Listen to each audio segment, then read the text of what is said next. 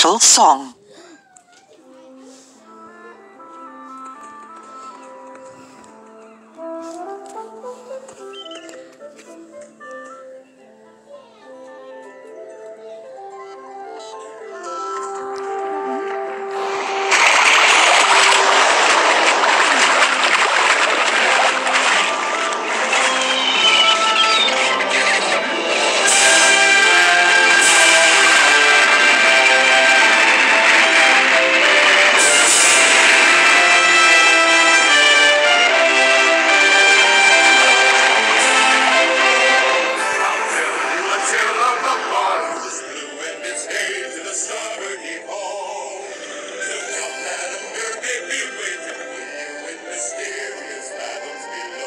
Isn't this great?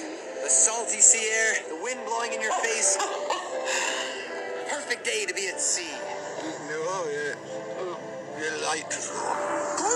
A fine strong wind and a following sea.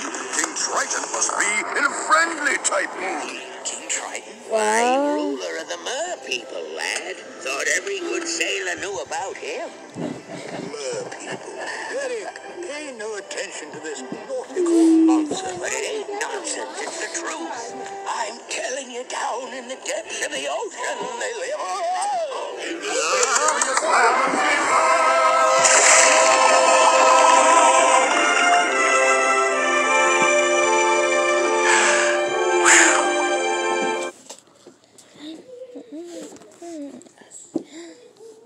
May I have your attention, please? Sebastian called. The crab tapped his baton on a podium. King Triton's birthday was in a few days, and the court musicians were planning a special concert to celebrate.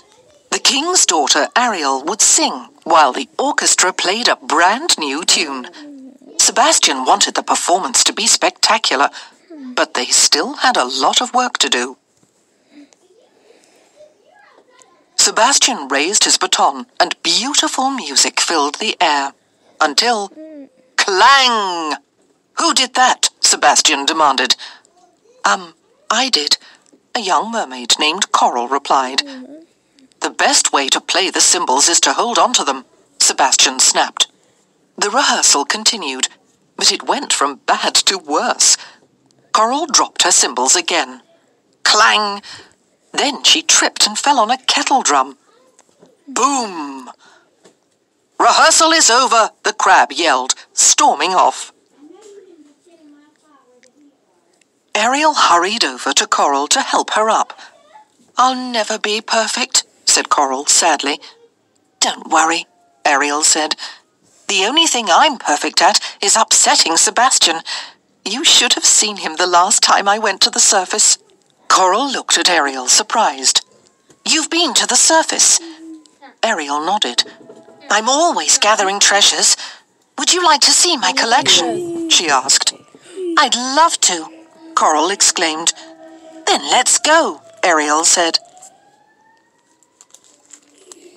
Ariel took Coral to her grotto, where they met Flounder the fish. Where did you find all of this?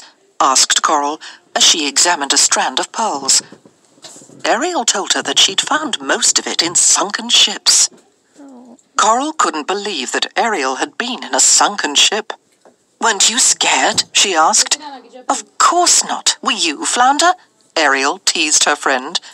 Who, me? No, fibbed Flounder. Then let's go, Ariel said. Ariel's friends followed her to a ship that had sunk to the ocean floor. They swam through a large porthole and up to an old trunk. Look at this, cried Ariel, holding up a purple parasol. And this, Coral said, as she picked up a fancy lampshade. I wonder what it's for. My friend Scuttle can tell us, Ariel said. Follow me to the surface. Scuttle the seagull examined the lampshade. This is a twirler-riffer, he declared. It's what human ladies wear when they go somewhere important. Coral decided to keep it at Ariel's grotto to make sure it didn't get broken at home. The next day, as Ariel swam to the grotto, she heard a beautiful song. Coral, you should be singing, not playing the cymbals, Ariel said when she saw her friend. I just like singing to myself, Coral said shyly. At their next rehearsal, Sebastian made the orchestra practice over and over and over again. The big day is tomorrow. This concert needs to be fit for a king. But by the end of the afternoon, Ariel's voice was tired and raspy. By the next day, the day of the concert, Ariel had lost her voice. But she knew who could take her place. Coral, of course. I can't sing in front of a crowd, said Coral. Sure you can, Flounder replied. Coral thought about how she had visited a sunken ship and gone to the surface, things she had never thought she could do, all because of Ariel. Now, Ariel was counting on her. All right, she said. I'll do it. That night, when Coral peeked out from backstage, she nearly fainted. The entire kingdom was there.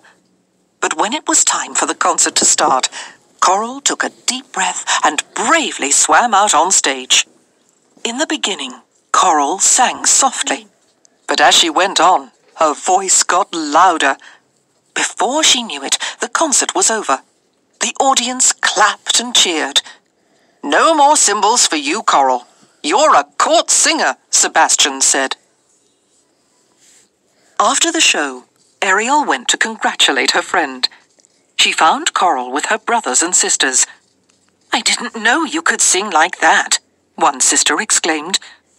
No one would have, replied Coral, if Ariel hadn't believed in me. A ruler of the mer people, lad. Thought every good sailor knew about him. Mer people. Eric, pay no attention to this nautical nonsense. But it ain't nonsense, it's the truth.